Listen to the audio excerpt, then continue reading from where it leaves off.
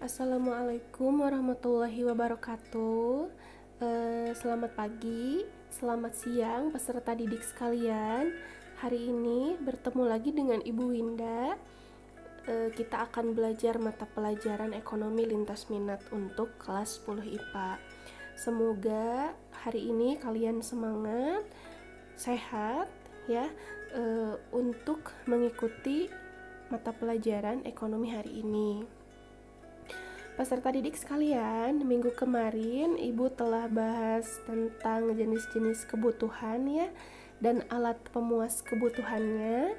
Untuk sekarang kita akan belajar tentang biaya peluang, prinsip ekonomi, dan gambaran dasar tentang ekonomi Islam. Baiklah, oke, ini dia. Di slide yang pertama kita punya yang namanya ini opportunity cost atau biaya peluang. Kembali lagi bahwa kita sebagai manusia dalam ekonomi itu ya, kita punya kebutuhan yang banyak banget gitu ya, tidak terbatas, tetapi alat pemuas kebutuhan kita itu terbatas. Nah, kita kan harus memilih ya, pilihan-pilihan yang kita tidak pilih itulah adalah yang disebut dengan biaya peluang gitu ya. Contoh aja seperti ini. Ibu pengen jualan sepatu dan baju, tetapi karena modal ibu terbatas, ibu tidak bisa menjual keduanya. Ibu hanya bisa menjual misalnya sepatu, tapi ibu tidak bisa untuk menjual baju. Nah, jadi ibu yang tidak menjual baju itu tidak ibu pilih. Nah, itulah yang disebut dengan biaya peluang. Nah, jadi biaya peluang itu adalah ya, biaya yang timbul akibat dari pengorbanan kesempatan menggunakan barang dan jasa untuk tujuan lain, atau dapat diartikan juga sebagai kesempatan yang hilang gitu karena seseorang telah memilih alternatif yang lain gitu ya. Ya udah, ibu milihnya jual sepatu aja gitu ya. Jadi karena keterbatasan modal tersebut, jadi kesempatan lain untuk menjual baju itulah tidak ibu pilih. Nah, kesempatan yang tidak ibu pilih itulah disebut dengan biaya peluang ya, kayak gitu. Contoh, kalian di hari Minggu itu diajak sama teman kalian untuk pergi nonton ke bioskop, tetapi kalian itu harus mengerjakan tugas deadline yang harus dikumpulkan di esok harinya, di hari Senin. Katakanlah kalian tidak bisa memilih keduanya gitu ya. Kalau kalian ikut nonton, berarti kalian tidak dapat mengerjakan tugasnya, makanya kalian memilih untuk mengerjakan tugas. Maka biaya peluangnya adalah berapa? Sebesar kegemaran kalian menonton film ke bioskop. Nah, itu biaya peluang yang gak dapat dihitung gitu ya.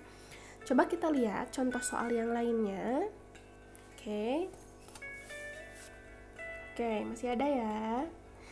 Nah, Berliana lulusan SMK dihadapkan pada dua pilihan, yaitu yang harus segera diputuskan.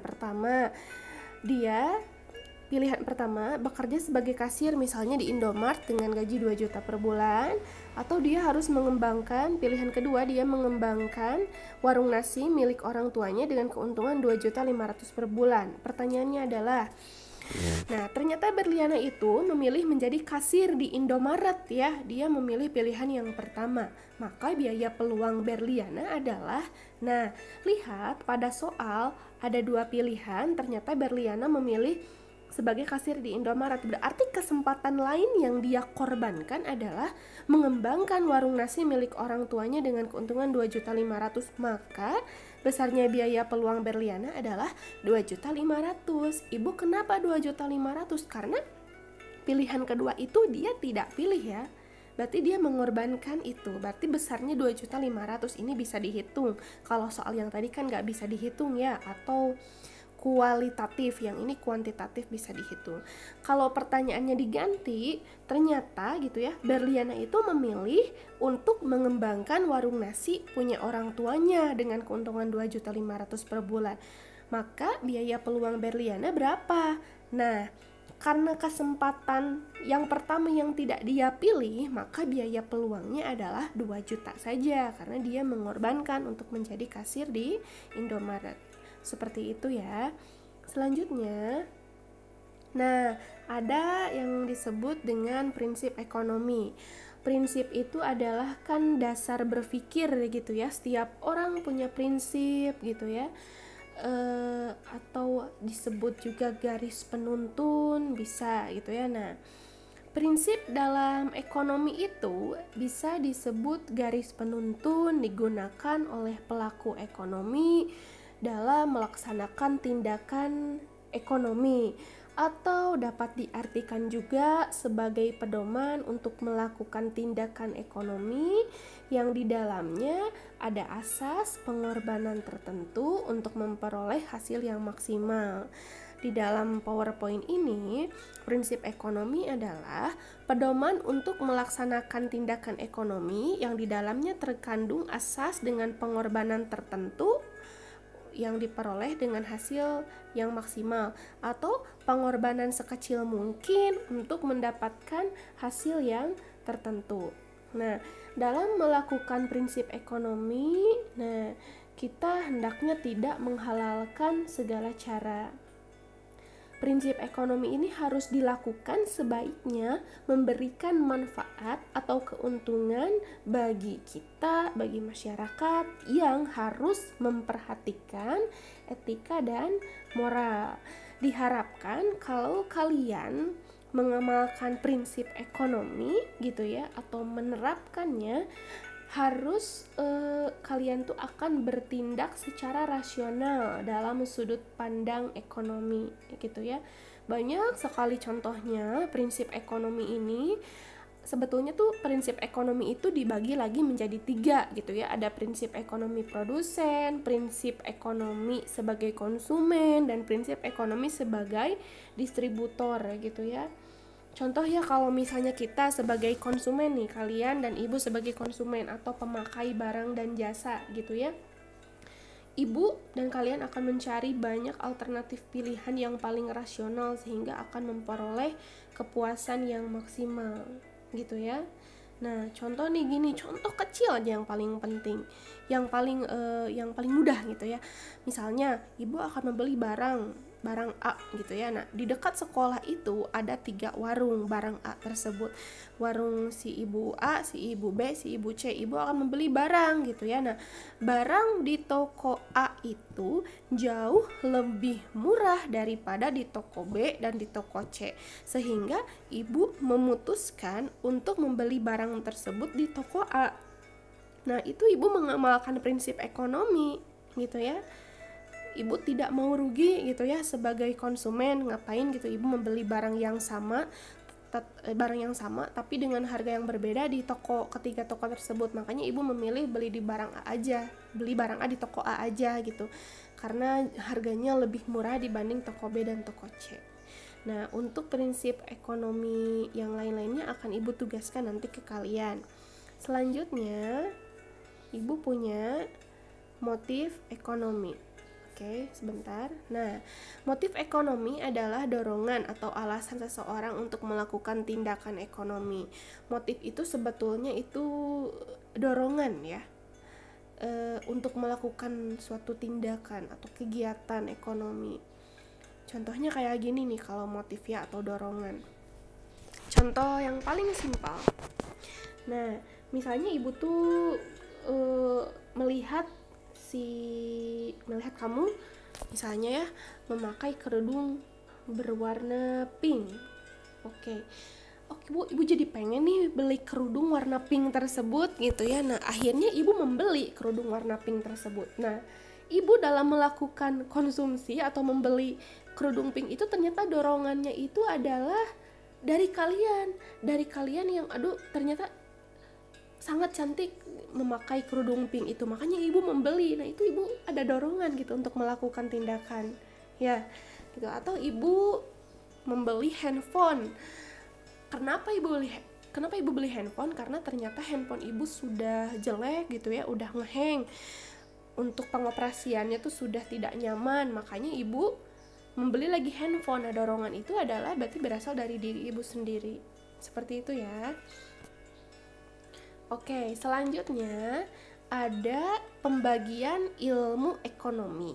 Ilmu ekonomi itu dibagi lagi menjadi dua ya, ada ilmu ekonomi mikro, ada ilmu ekonomi yang makro.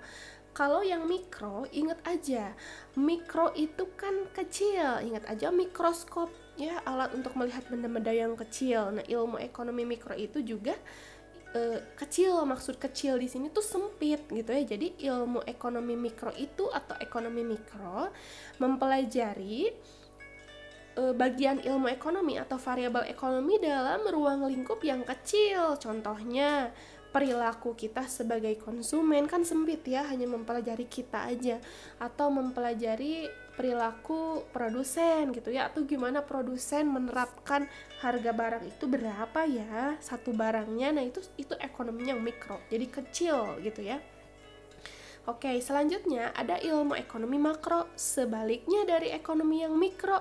Kalau makro itu ilmu ekonomi yang dipelajari secara agregat atau secara luas atau secara keseluruhan.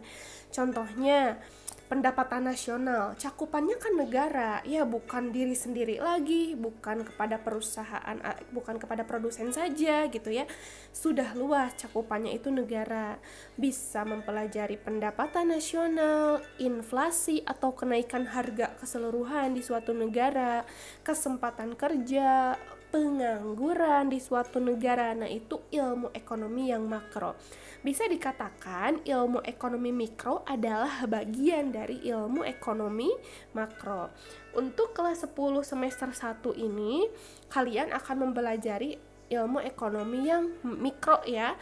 Kalau yang makro itu kalian akan pelajari ada di semester 2 nanti dan ada di kelas 11 nanti. Begitulah pembagian ilmu ekonomi mikro dan makro. Oke, subbab selanjutnya ada ekonomi syariah. Nah, ilmu ekonomi syariah atau bisa disebut juga ilmu ekonomi Islam sebetulnya sama saja. Tapi untuk di Indonesia itu dikenalnya adalah ilmu ekonomi syariah gitu ya. Kenapa bisa disebut ilmu ekonomi syariah kalau di Indonesia? Di luar negeri itu kan disebutnya ekonominya Islam aja gitu, Islamic banking, Islamic economy gitu ya. Kenapa? Karena di Indonesia itu dulu ada pemikiran bahwa apabila menggunakan ekonomi Islam itu hanya diperuntukkan bagi umat muslim saja, padahal sih tidak, bisa digunakan pada umat yang non muslim juga gitu. Jadi dikatakanlah ilmu ekonomi syariah kayak gitu. Sebetulnya apa sih Bu ilmu ekonomi syariah itu gitu ya? Jadi ilmu yang tentang perilaku kita sebagai manusia dalam memenuhi kebutuhan yang berlandaskan pada syariat Islam. Syariat Islam menjunjung tinggi ya keadilan. Jadi sumber ekonomi syariah itu atau ekonomi Islam itu adalah dari sumbernya adalah Al-Quran dan Sunnah Nabi. Ya, kalau ekonomi yang sekarang itu kita bertujunya atau sumbernya itu adalah dari ekonomi klasik ya, atau ekonomi pemikiran ekonomi konvensional atau bukan berdasarkan pada ekonomi Islam gitu ya. Nah, sebetulnya ekonomi Islam ini adalah dapat memberikan manfaat pada masyarakat, menjunjung tinggi keadilan. Sebetulnya ekonomi itu kan sistem yang mengatur hubungan gitu ya antara manusia gitu ya. Nah, contohnya apa? Ada transaksi jual beli, sewa dan lain-lain, itu di antara manusia. Di dalam ekonomi Islam gitu ya, disebutnya hubungan dengan manusia ini adalah hubungan muamalah. Hubungan muamalah itu manusia dengan manusia lagi. Kalau ibadah kan manusia dengan penciptanya. Kalau hubungan muamalah ini manusia dengan orang lain. Nah, diatur dalam ekonomi Islam ini gitu ya.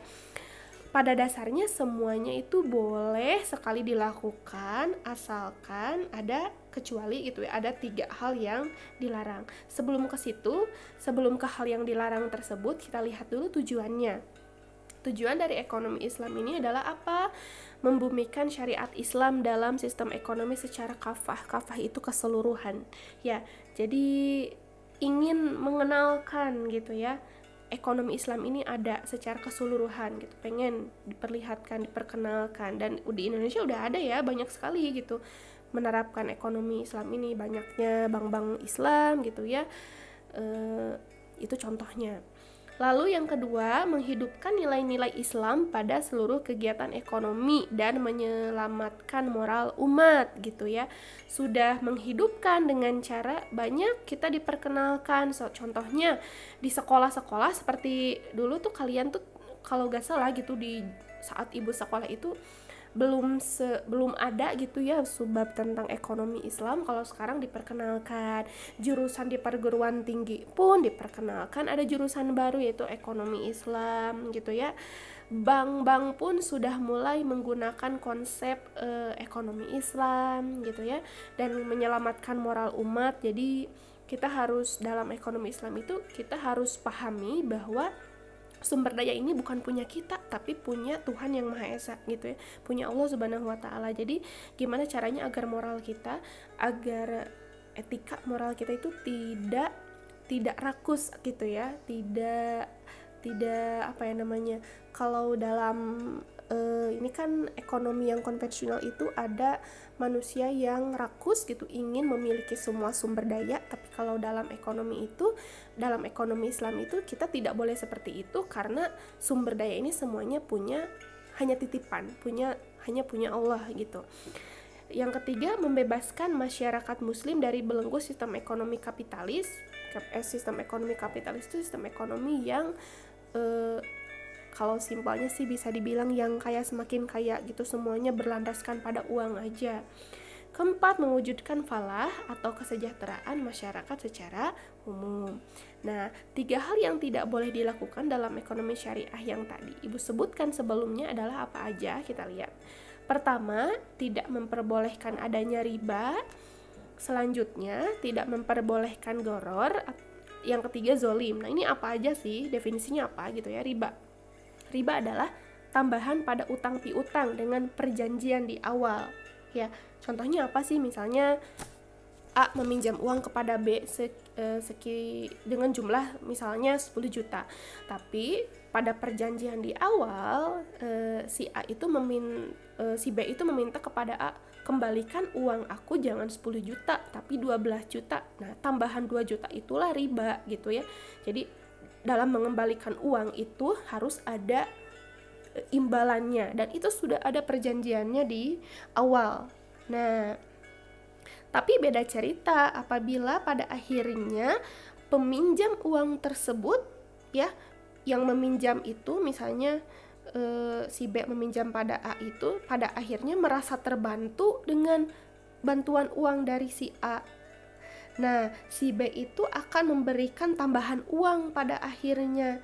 Itu sah-sah saja, asal tidak diperjanjikan di awal gitu ya. Si B itu merasa terbantu, ya udah saya mengembalikan uang tadi hutang 10 juta dengan memberikan imbalan 500.000 kepada A karena merasa terbantu dan berterima kasih kepada A, itu boleh ya, asal tidak ada perjanjian di awal. Selanjutnya ada goror gitu ya. Apa? Jadi goror itu adalah ketidakpastian. Situasi di mana ada ketidakpastian antara kedua belah pihak yang bertransaksi. Ya, contohnya dari goror itu apa? Judi itu kan banyak ketidakpastian ya di akhir, apakah menang dapat uang nggak nanti, jadi menerka-nerka gitu. Itu tidak boleh dalam ekonomi Islam gitu ya. Misalnya ada lagi ada 2 harga dalam satu kontrak, menjual barang yang sedang dicari atau sedang hilang, kan nggak pasti apakah barang tersebut akan ketemu nantinya gitu ya, atau contoh lagi beli hewan atau beli sapi lah, katakanlah sapi yang masih dalam kandungan, kita nggak tahu itu sapi sehat kah, sapi itu akan hidup kah, apa dia akan mati dan lain-lain. Jadi itu tidak pasti. Ketidakpastian tersebut tidak diperbolehkan dalam ekonomi Islam. Selanjutnya ada zolim. Zolim itu apa? Meletakkan sesuatu bukan pada tempatnya. Ya, contohnya penipuan, pokoknya yang merugikan, penyuapan gitu ya. Suap menyuap, korupsi itu zolim, tidak boleh ya.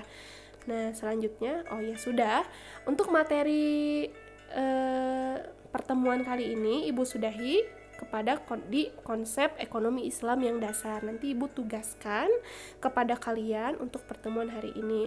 Terima kasih telah menyimak video ini. Semoga kalian tetap semangat, dan Ibu juga mau bilang, sumber belajar itu tidak hanya dari video Ibu saja ya. Kalian bisa mencari sumber belajar lain, boleh di buku atau di video YouTube yang telah dibuat oleh orang lain, atau di Google. Banyak sekali sumber belajar ya. Pokoknya nanti kalian harus banyak-banyak membaca ke depannya. Ya, terima kasih. Sekian untuk pertemuan hari ini. Untuk pertemuan minggu depan, Ibu akan memberikan video lagi untuk kalian. Terima kasih. Wassalamualaikum warahmatullahi wabarakatuh.